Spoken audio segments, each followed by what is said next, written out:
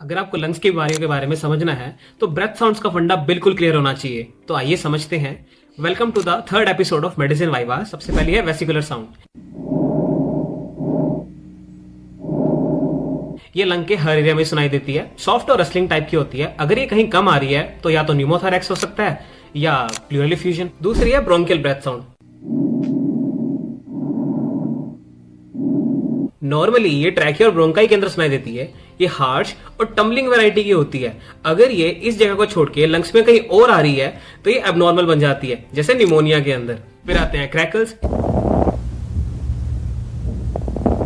इसे क्रेपिटेशंस भी कहते हैं और ये क्रैक जैक जैसे साउंड देते हैं। ये हमें या तो निमोनिया, पल्मोनरी एडिमा या हमें आईएलडी के अंदर भी मिल जाता है। चौथे नंबर पर आती है वीज। ये म्यूजिकल साउंड होती है और ये अस्थमा या सीओपीडी के अंदर मिलती है। अगर ये कॉन्टिन्यूस या ज्यादा मिल रही है तो ऑब्स्ट्रक्शन भी हो सकता है। लास्ट में आती है रोंकाई और ये एक स्नोरिंग टाइप की साउंड होती है। ये हमें क्रोनिक ब्रोंकाइटिस के अंदर सुनाई देती है।